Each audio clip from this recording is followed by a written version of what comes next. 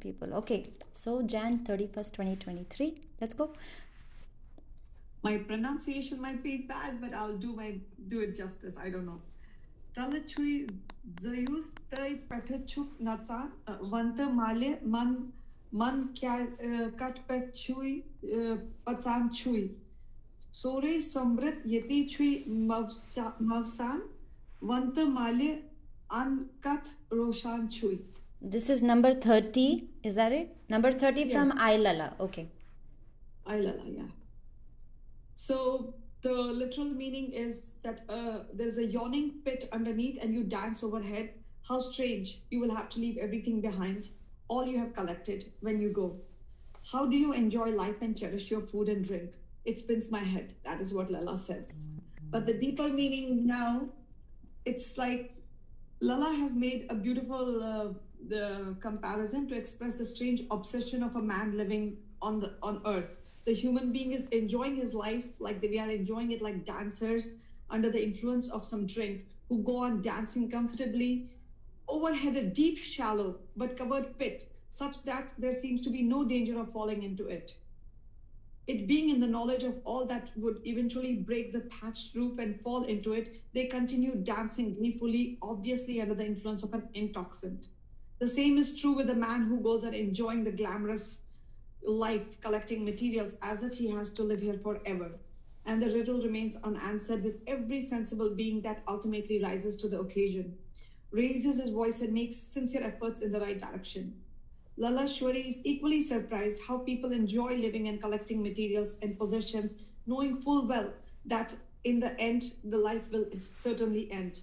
She is also astonished how people relish food and drink, knowing surely that death would knock at their door any time and drag them instantly onto some unknown destination. She's not letting us enjoy the Rogan Josh. Exactly. Yes, that tells us we shouldn't enjoy too much. They won't be able to take along any of the well-wishers, relatives, or whoever they loved passionately or cared for all in their lives. So basically, ultimately, we all have to leave this world. It is imminent. We all know it, but we do nothing about it. We just try to avoid it or. I don't understand what is wrong in relishing it, anyways. I know. I think when she's basically, I guess, saying it's pointless, but I feel like she's talking, my guess would be more thinking from Shaivism point of view, right? Where we say that you can pursue spiritual wealth alongside material wealth. I think maybe she may be saying you're being too focused on one thing and you're ignoring the other. Because I agree. And like, it's like, why can't you? जीने दो यार. Exactly. Yeah, no, but that we should keep a balance. Basically, she's like, you work on your karma and your actions also, because we do as Hindus believe in Gita and life after death. So basically, why can't we start that work on our spiritual journey? I mean, we can enjoy all these things, materialistic things, but we should also be mindful of our spiritual side of it. Yep. I mean, we can live in the present. Last time, didn't she say that you don't have to be a sage or a sage to become like a spiritual person? We could do it in our normal everyday life too. Yeah, she just took it to an extreme, thinking of like probably telling. Go ahead. But no, this is typical of all the saints in India. They all have a similar feeling, Here, look at you, you're going to be dying soon. You have such a short life, and why are you wasting it on things which are going to give you transitory pleasure and they're all going to end?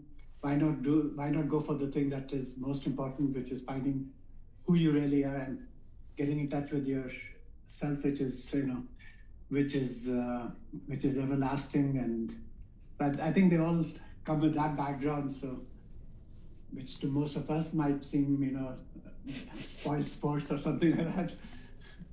But I don't think they actually look at it very positively, because to them, there's so much more to be gained by Because somebody had asked Sadhguru that have you tried mushroom, and he basically said I have not tried, because I feel like whatever I've gotten out of what meditation and spiritual journey is much more, and that I don't have a desire or a feeling that anything is better than this.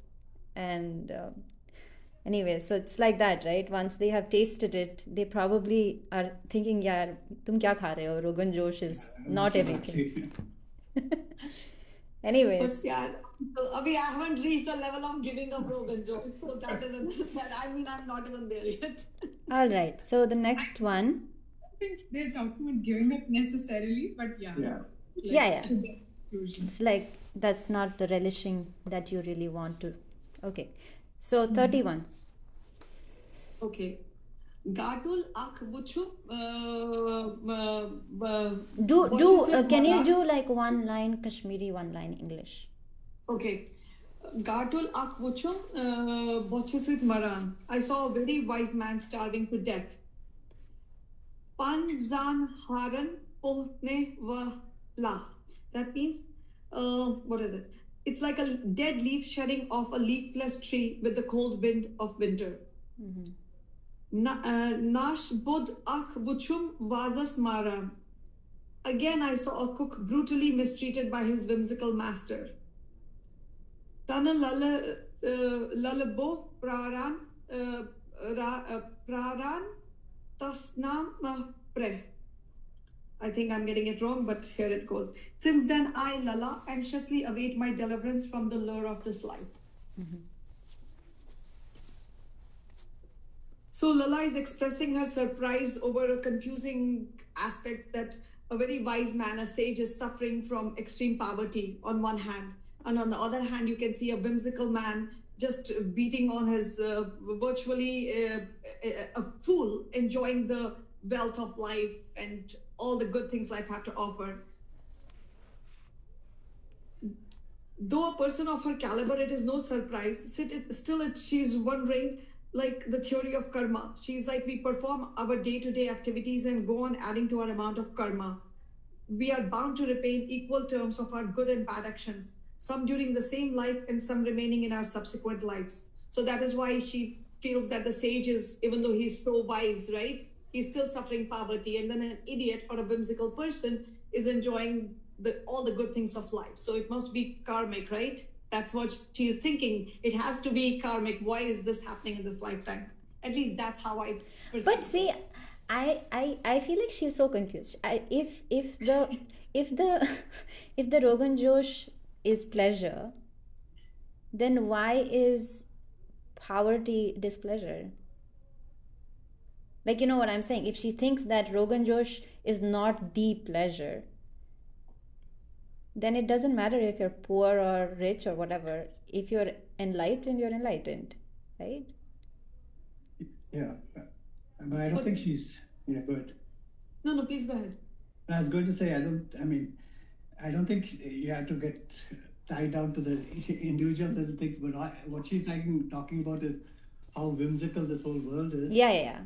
I get it. So I don't think it's about, that the world can be so sad and so good or happy or anything like that, but it's more about, it's a crazy world that she wants to somehow get out of it, and but at the same time she's kind of somehow tied to it as well, because she does feel for people around her,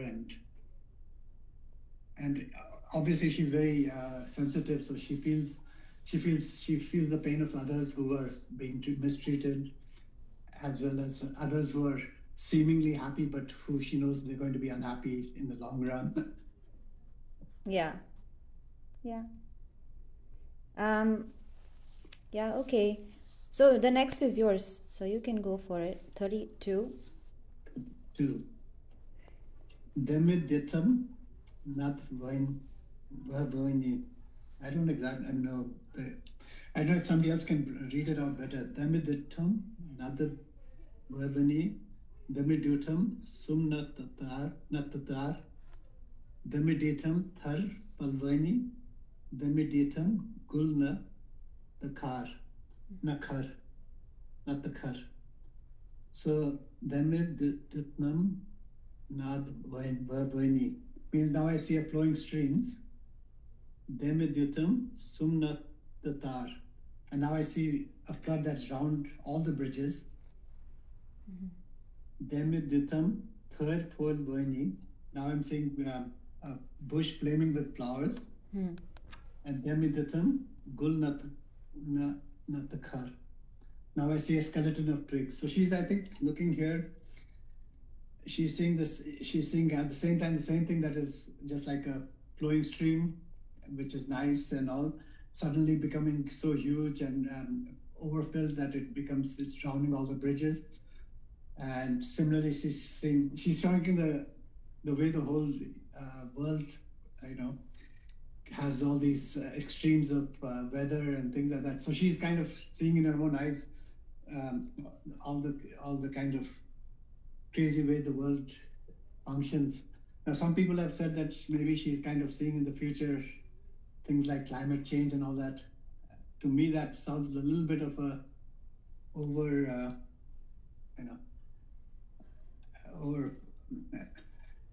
to me, that doesn't sound like what she would be thinking about. All I think she's trying to say here is that this that this world is very very unforgiving, and that there's always unhappiness tied with any happiness, and so it's best to go for a spiritual life rather than get stuck with this world. That's the way I look at it. But I'm open to if others have any different thoughts on it. I'd be happy to hear. Yeah, I mean it's with the theme. I think it's a little bit of variations here and there, and I think it goes with the theme of Lala. Yeah, I think so. Okay. So let's go to the next one. So the next one is also a similar one, right? Demidyutham Gurs thus Vaini means now I see a blazing hearth. Demidyutham then Natatar means now I see neither smoke nor fire. Demidyutham Pandwan hence Merji. Now I see the mother of 5 princes. Demidyutham Kreji Mas. Now I see the aunt of the potter's wife. So this looks a little bit, unless you know the details of this thing, it looks a bit haphazard. Haphazard, the kind of things that she's talking about. But so one moment I saw a happy home with a hearth inside glowing with brilliant fire. Another moment there was neither the fire nor the smoke. Similarly, I saw a jubilant woman, a mother of 5, enjoying company of a sturdy son, but instantly left alone and deserted, and none to look after her. Now, the 5 princes that I think she's talking about, she's probably referring to the Mahabharata, where the Pandavas were forced to disguise themselves, and their mother had to disguise herself as a potter's wife. Mm-hmm. And so that's what she's maybe referring to there.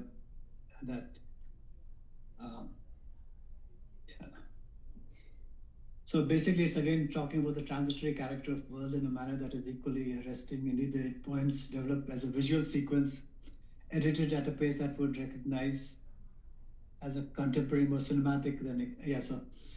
In the earlier poem, the speaker first sees a stream, an impression erased by the image of a deluge, then a flowering bush quickly replaced by the same bush denuded by winter. And then in this point, the speaker reports the flourishing hearth, and then the erasure of the hearth, succeeded by the vision of Kunti, sometime queen of Hastinapur and the mother of the royal Pandava brothers, replaced by a humble figure, the aunt of the potter's wife. So anyway, I think just showing how transitory life is and how you can be up and down in a second and down the next moment. That's all I read into this. Yeah, basically she's trying to cover all the topics that are important, to just say, hey, anything can happen. Yeah. So don't be too happy when things are good, and don't be too sad when things are too bad. Yeah. Okay, cool. 34 is Shruti. Yeah. So I think someone else had 36, but I realized 35 and 36 are supposed to be together. Yeah, no, just go with 34. You do 35, and then you did to 36 as well, is it? No, I didn't per se, but I found both of them Me too. together. So Even yeah, I found, I was like, okay, I'll just let Shruti do, but since we are next to each other, we'll just continue it do that it way. together. Yeah, okay. So 34, where is my God, my 3 books. Yes, exactly. One, I move my hand and the other book closes. That's the problem. So, Yeah, so I did copy and paste and try to put them together. I mean, to give a context to new people here, I Lala, the book that we are reading, um, we found out that there is Kashmiri full versions in certain book and not in others. There are definitions, better definitions in another book, but not in the second book, and and then we somehow, I don't know why, but we decided to read it from this third book. And all of them, none of them are in order, so the verses, and even on the website there is another version, and the verses are all shuffled up, so looking up, it's become a lookup table situation. Okay. Since we're putting in so much work, we should just compile all of our. Yeah, that's what I was thinking. But I'm recording it. I think nobody is going to go through that pain again. I'm recording it. They'll listen to it if they want to. And that's the least amount of work anybody can put, because One thing I am curious is what was the order in which these Vaaks were written? I would love to know someday. because that will actually also like divulge her journey. Like, when did she like attain Kundalini versus when was she saying ki this is all whatever, you Yeah. know? I think Literally her ups and downs. or correct, what. correct. Yeah, evolution of her, like, spiritual journey. Yeah, I agree with you.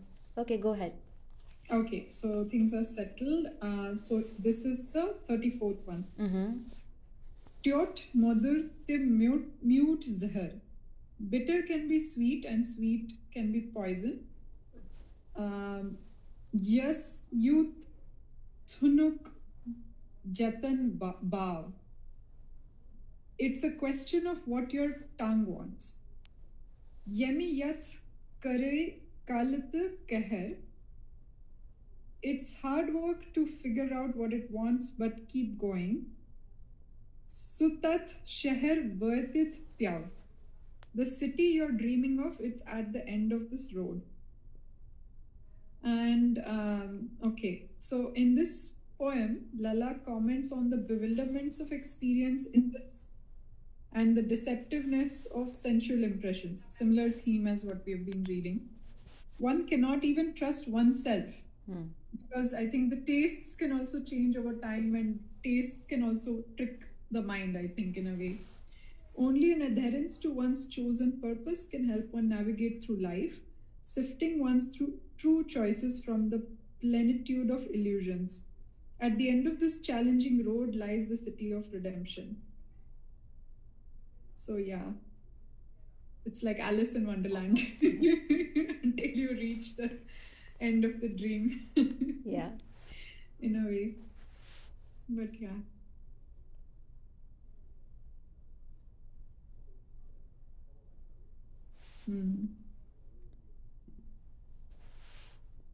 I like the imagery in the Vaaks so far. Today's session, like all of last time we had that Nadir and I love that's my favorite. The last time, the one that you got is my favorite till date. In fact, can you send me a screenshot of it so I can like post it and record it on our Insta page, so I can go back to it later on, because I think that was amazing. It was very intelligent. Whoever hasn't listened, it's probably towards the end in our previous recording of last class. Last session, I should say, not class. Okay, and so number 35 I found in the Grierson book, not in this one. So I can read out 35, then Amrita, you read out 36, and then maybe meanings we can do together, because everywhere I see it's all lumped together, so just reading. Okay. Okay, so 35 is Siddhamali Siddho Seda Kathan Kanthav. It says here, Master, my master, listen to me. Bah Badoh Path Kali Suran Kya. Don't know if I said that right, but it says, do you remember what the world was like?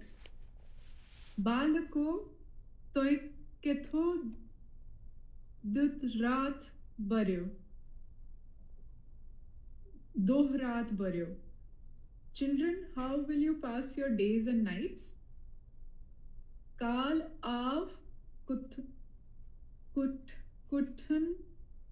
the Karyo Kya. Kuthan the Karyo Kya. So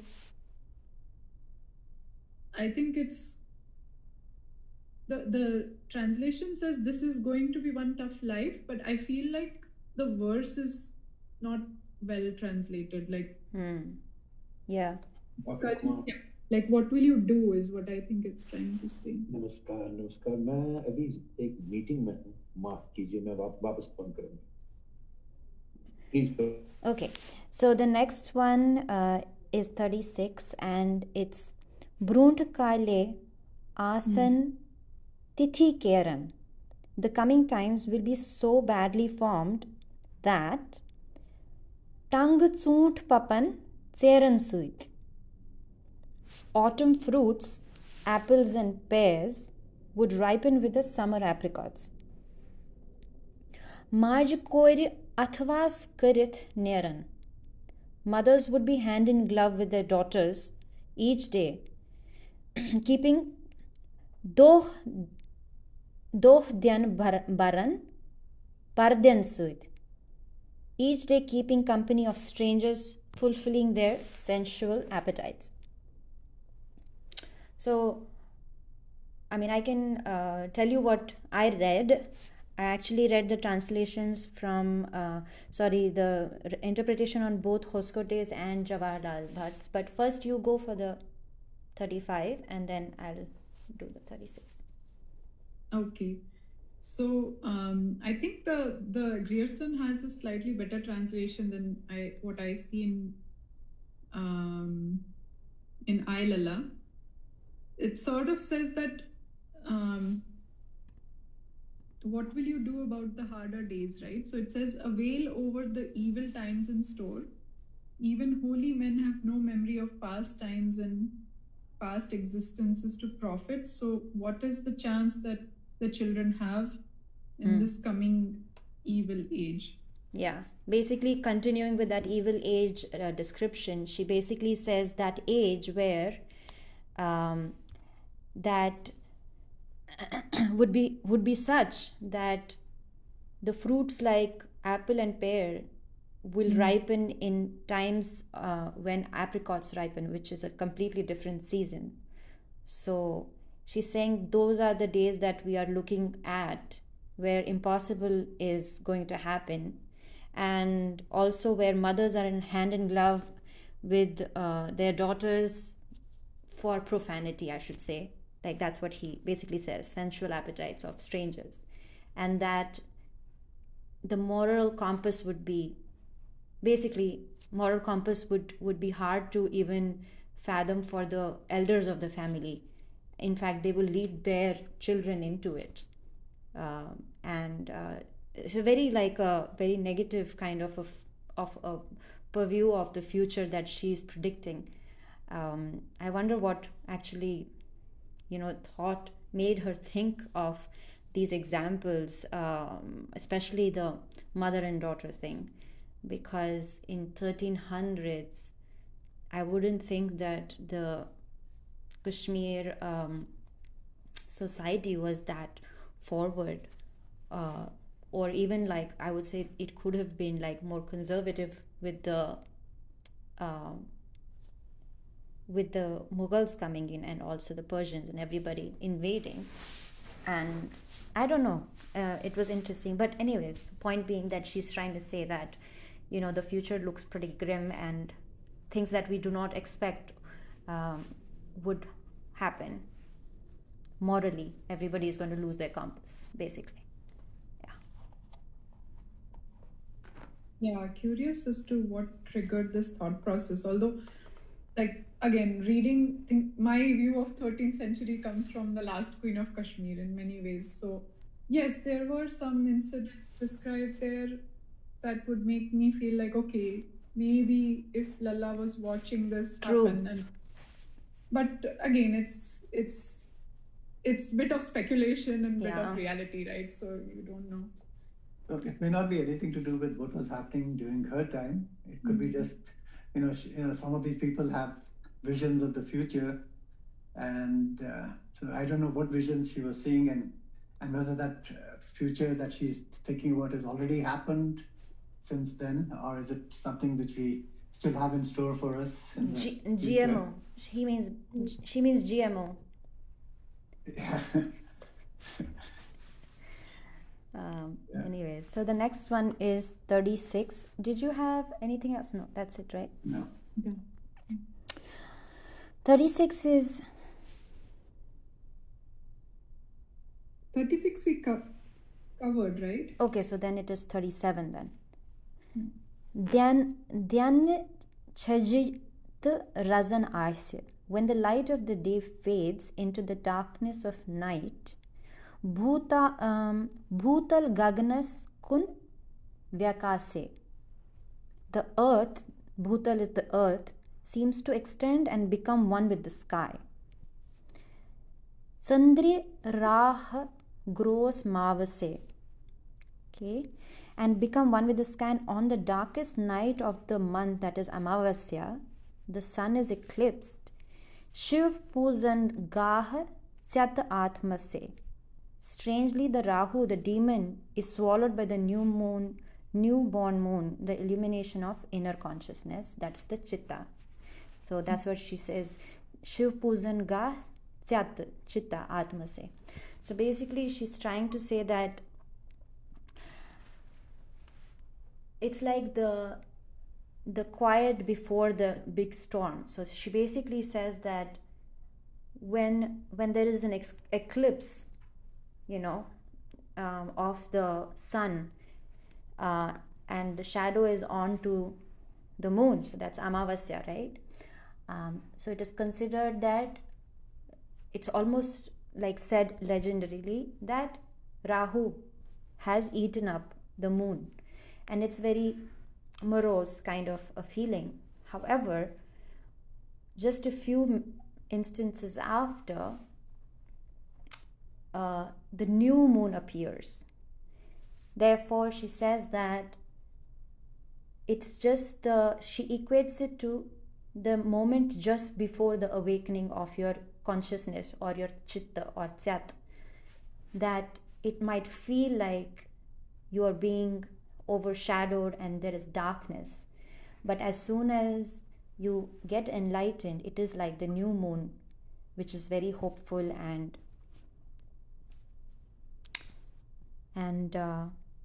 it's like a new beginning.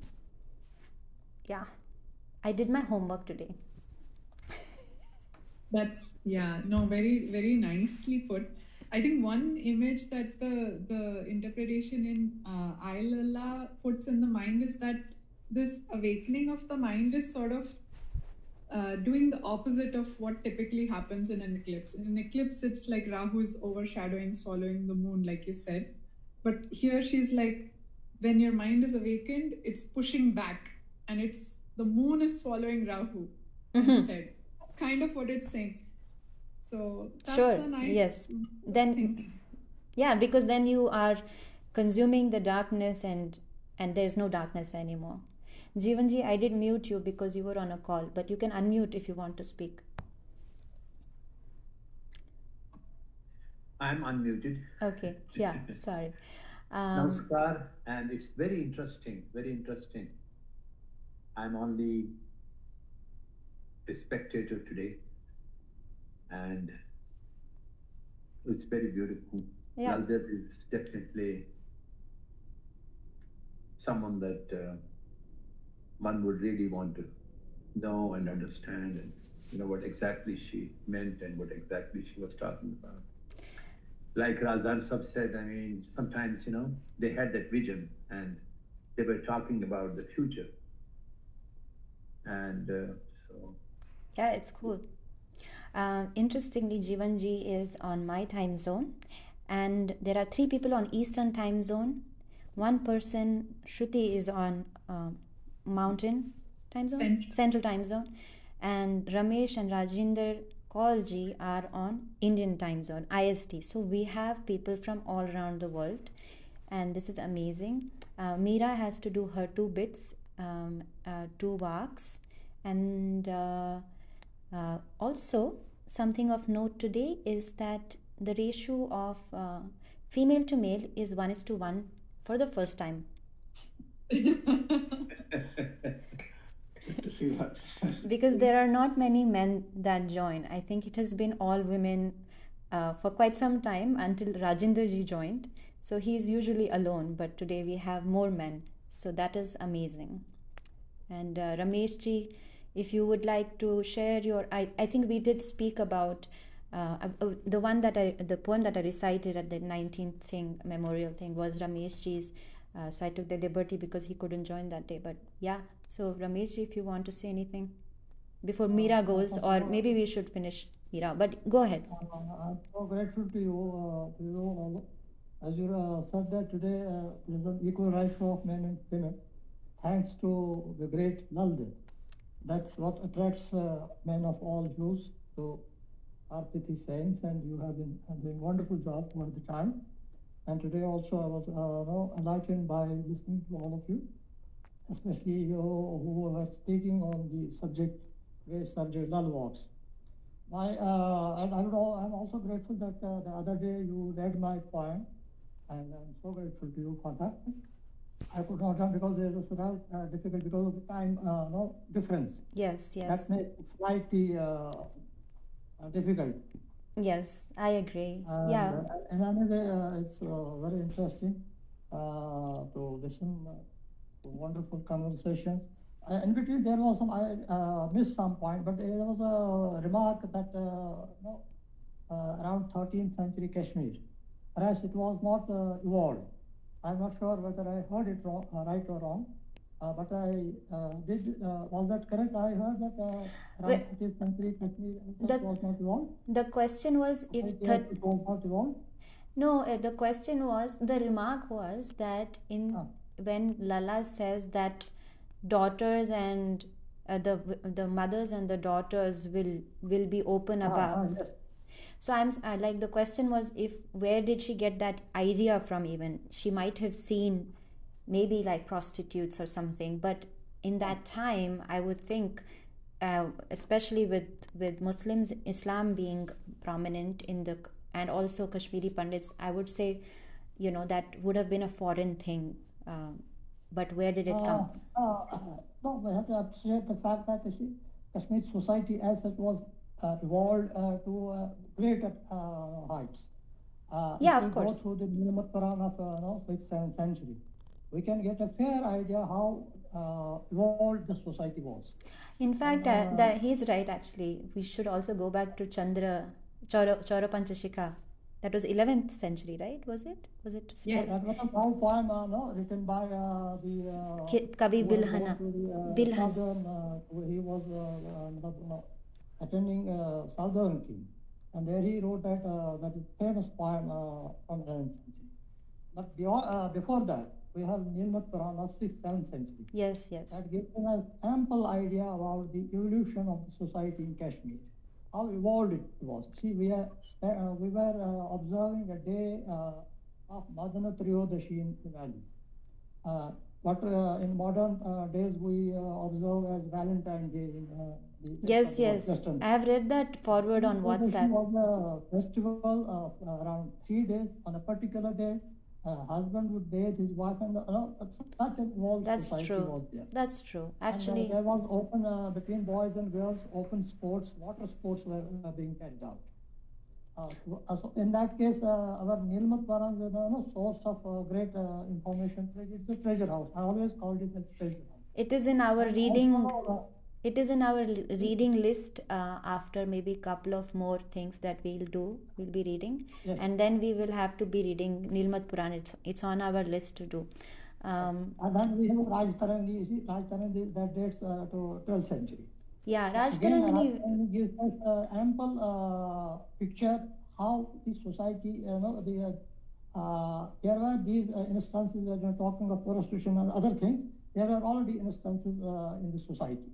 Yeah. Raj Tarangi gives us a fair idea about the happenings of the time.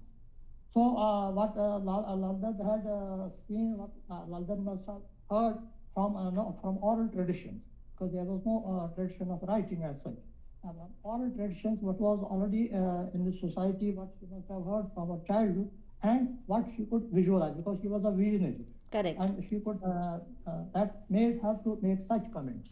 Right. That what would happen in future, what is likely to happen in future, because the influence of Islam was already on the society.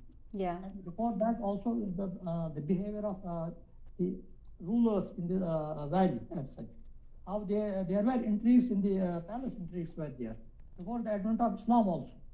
That is given very clearly in the Raj Tarangi. Yeah. So that was my limited point. Cool, thank you. Raj Tarangi was a very difficult read for all of us. We kind of gave up on it. There's a couple of readings. You have to go through it. Yeah, it's people just were so getting hard. demotivated, so we just. I learned today that there is one, I would say, 6-year-old, 7-year-old boy who was interested and tried to read it, some version of it, gave up at some point, but he read quite a bit about Kotarani and some of the rulers of the time. So I think we took a shortcut by actually reading Subhash Ji's papers on it, and I think what he also suggested that we all write our own interpretation of whatever we read out of it, so that it's easier for the others to read, others to understand. But we'll go back to Meera Ji for right now. Do her 2 Vaaks, because it is coming up to 6:45 here and 9:45 there, and some other time in some other zones. I just have one thing I wanted to say about the previous Vaak. We talked. There's an image of new moon, and it's just a stark reminder to me that Shivji always has that crescent new moon on him. So maybe she was drawing off of that image. Maybe. It's like a pane banavan king. Kunjai likhit. No, it's Myan. Chalo, it is safe. No, actually, it makes sense. But why does he have a moon on his head, right? It's something else to do with. It has a story. It has a story behind it. Why he had a moon on his head. We will come back to that. Meera Ji.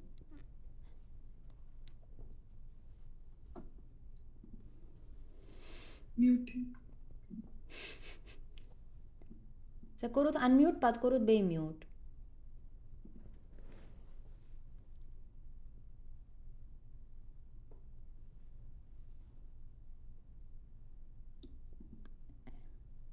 She'll probably join back. But I just did a search on this moon significance, the crescent moon on Shiva's head. And apparently the waxing and waning of the moon is showing is beyond the concept of time, right? So he can control, he's beyond time, basically, is the symbolism of that. I see. Interesting. Okay. Meera Ji, it's your second attempt. So check mute winter. Mute check winter check mute. Boza ni chana.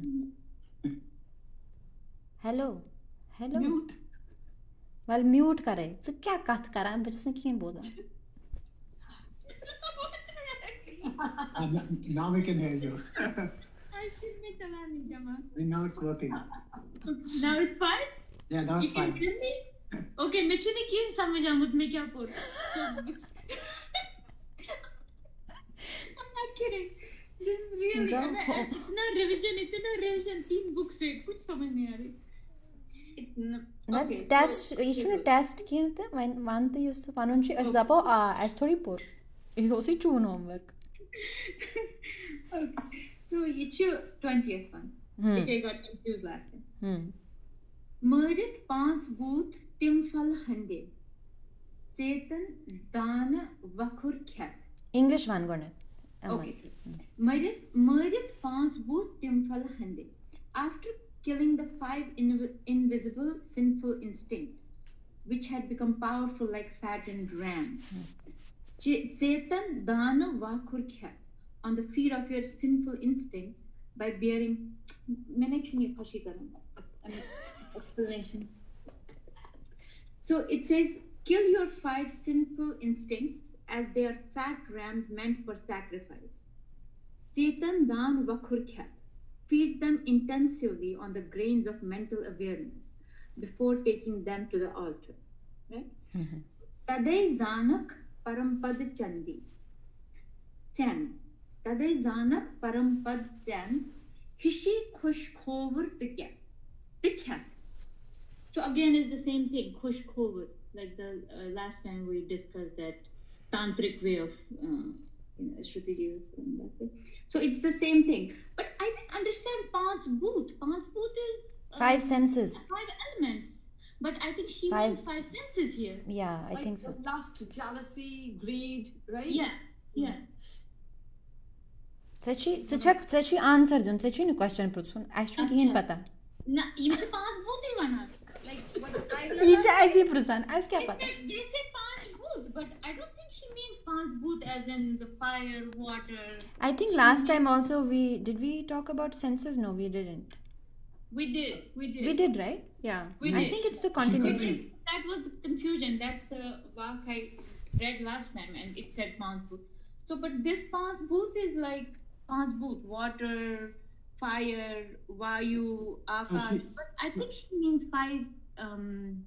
She might be meaning actually the 5 elements in the sense that 5 elements describe the world, the physical world that we see. And she said, maybe trying to say that forget about the physical world, get rid of it.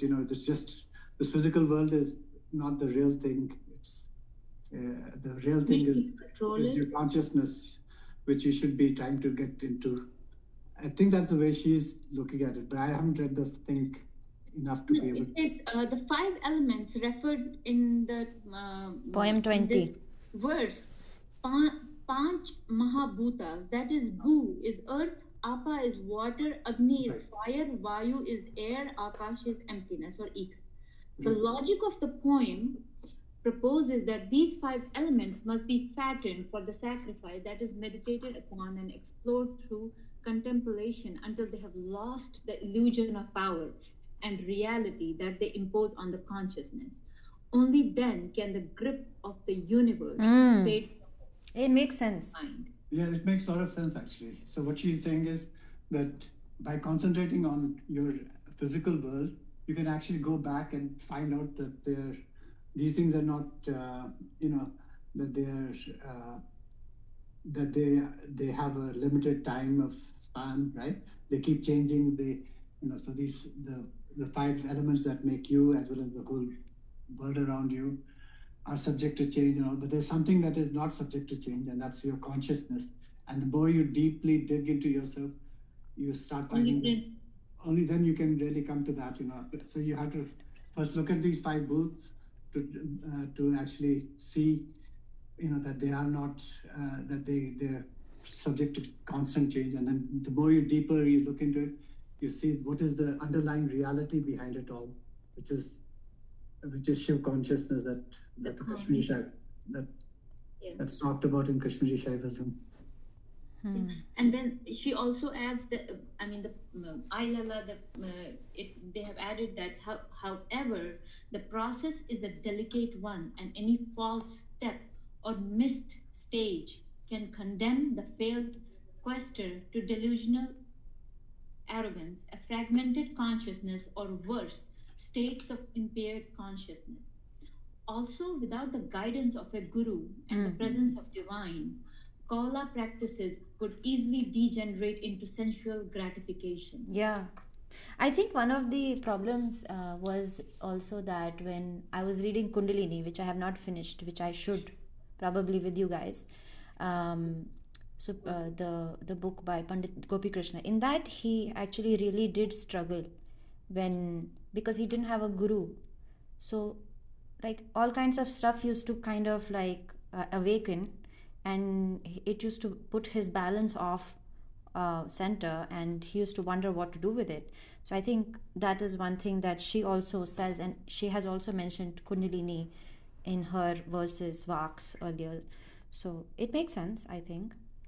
And importance of guru in your life. And Yeah, how they can first she guide says you. that yes, you should practice it so that you remove the boundary or the form of the five elements, and then but you have to be careful if you don't have a guru that those practices might actually heighten your five senses, and because your senses are heightened, you might start enjoying things, so you might take it in the wrong direction. Yeah. So Okay. So that makes sense now. Makes more sense now. Yeah. आज तो वोन खबर क्या this गेला दरित. I said this gathered, exactly. But no, it makes sense. It makes sense now. It's not, it doesn't. As long as it's some. Amateurs reading Gita, like, कुछ भी जो मन में है, डालो इसका मतलब. But it makes sense how you and Rajendra ji explained it. अच्छा, next year 27. Sure. बेची 6 minute बाकी 5 minute. Say पर बजाक जल्दी.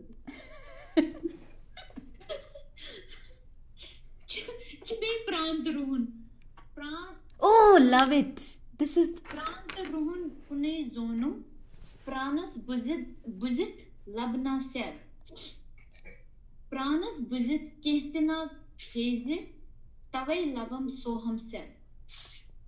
It's the same thing, right? अरे ये चल नोय लोग so one went be एकलेट. अच्छा नहीं लोग okay. So ये चल tre नोय. So it should, I will do that. Prant Ruhun Pune Zone, right? Prant Ruhun Shu. Pran is also onion. Pran is onion and Ruhun is garlic. So what she is trying to say is that I thought. But there is double meaning. Pran means what is pran? Pran is life. Life. And Ruhun is soul. So she thought that pran and soul is the same thing, but I think what she means is that it's wrong. Pranas buzit labna sel. Pranas buzit means caramelized onions, right? Pranas buzit labna sel. So nothing you cannot achieve anything by doing just this. You have to go deeper. That's what I think she means. Nice. But it says this Vaakh also employs the pun on onion, life, breath, and garlic, that is spirit. Depending on how it's read, the poem is spoken either by a fastidious yet idiosyncratic gourmand or an enlightened seeker. So this Vaakh basically speaks of how he wouldn't touch a sliver of fried onion, but that it gave him nonetheless a taste for the mystical realization. Soham, right? Soham is I'm he. So I think go deeper. That's what she means. All the pure and clean information is in the soul, which manifests itself when worrying and distressing elements are killed. When the soul is freed from the weight which keeps it down, it rises to the top of the universe. As such, liberation can only be attained through suppression of the lower elements by the higher spirits. So pranas bujit kehte na kaze. So this is not going to help you if you do just the physical self, right? That's what she means by it. It's just you need to go deeper. I think she means she's saying that people think that onions and ruhun garlic, that they are the same, but you don't get the same taste when you process both of them in cooking. Yeah. And hence when you use your body versus soul, they might seem the same, but you can use them differently to get different flavors of life. Yeah. With the practice of meditation and concentration, an act which coordinates one with the divine scheme of things, a force or energy is released which enables the seeker to attain the spiritual perfection by burning the elements of air in the body with the process of exhale and inhale. I think this is about Soham hai, soham. Soham se. as such, one attains the thoughtless state of mind and the soul seizes the reality.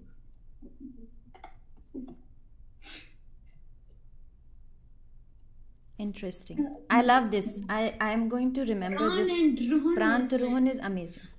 Very intelligent. पता है क्या, Archana Kapoor ji इस बार she saw this we're doing Lal Vaakh, so she called me yesterday and she said, can you do 2 pages of Lal Vaakh for the calendar? She wants to do just Lal Vaakh ka Lal Dat ka little bit history, I mean whatever we know, and then Vaakh, couple of Vaaks. This will be one of them. This will be one. They're both back to back actually. They are back to back, yeah. The 27 and How about that Garagat, you know, वो तो है ही, हाँ, that's सुचु Sair नहीं पता है सुचु सायर नहीं सुचु सुचु करके ताचुक नाव तम गान बर्थ गेमित अच्छा वहीं जो 8 मिनट बचे मुत राजेंद्र जी अगर ताचु की वानुन ना तो go bye bye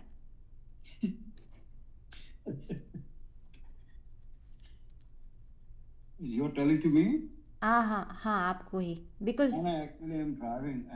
okay Very difficult. you joined us after a very long time so I thought I should say Yeah, because this is my office time and all that somehow. हाँ पता है I know Okay. I mean I try to keep a timing which covers the entire world.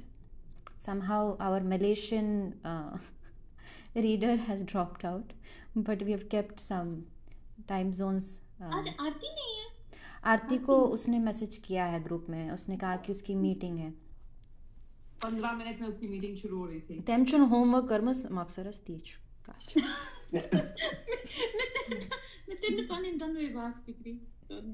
नहीं I think we got it done actually we got it we got it मैं तो ना फिक्री मैं core SOS मैं कर cheating मैं core SOS अमृताई Dhole मैं तो मैं छिड़कीन तक बचस मीटिंग अस मजे में दपा ये के छी मतलब I know एम कर copy no but she was not able to find it. You don't want to say something wrong. No, I didn't explain. I didn't read it also. I just sent her. She was not able to find it. But whoever doesn't know this, Jawaharlal Bhatt's book, it does have Kashmiri in front and English one-to-one translations. However, in the notes section, there is a long description. I mean, there's a translation or like interpretation. So just look at this. So check one से 5 किताब तमी check से 5 किताब so check See, I never understood why all of these guys do it this way. You know, they put the poems on one side and then they put the notes at the end. I discovered it recently and that was very करने में भी अकल होनी चाहिए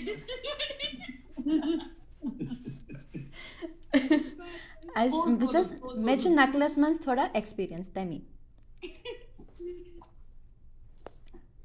चलो अब मैं 3 भी कर सकती हूँ मैं डोर में पिक रही Actually, मैं बात आज पजत से फोन करूँ से छे नीचा किताबों पिंचे लाइब्रेरी गए. We should text you and ask you our doubts. लालाज करो आख एक्स्ट्रा की किताबन से कैसे किए आगे किताब करो ठीक पैटर्न 5 किताबन से कैसे नहीं किए. Okay, let's start assigning fatafat. Aarti already has hers to be done 28 29, so we won't ask her to do anything extra because she's not here. So 38 I'll do 38 39 because okay, no, yeah, maybe I should do that. 38 39 Pat next. I can do 40 41. Okay, 42 43 okay. लिखो ये तीन list 38 39 600 मिलियो पन groups में 42 43 ते लेख से सार नहीं हुन पन्नी अच्छा लेखो ना ना किस छा किसी छा बुलेकन सार नहीं हुन ये छा मैं पेट sorry which is master boy which is student just कोशिश करा टॉप स्टूडेंट बनने एम सुन फटाफट लिखी मैंने मशीन गेस ना कर अच्छा 40 41 छु विनीता ओके Yep. But 42 43 छु Meera okay 44 45 I can do Okay. I'll do 46, 47 then. Okay. This time I will make sure I will tag you correctly because I invoked somebody from the group. I was wondering whose number that was. He's like, this is me. And some other Rajendra, he's like, thank you, sorry, which was India's month. Okay. Jeevanji, would you want to do it? Sure. Okay. Which one? 48, 49. But I will give you the book and all that. I think 49 is a part of another pair.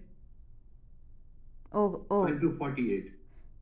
Okay, so just let's press do it so for let's have Jeevanji do 49.50 and we'll have Rajender ji do 3 because he's our because I've just volunteered him because it makes sense because he is There right.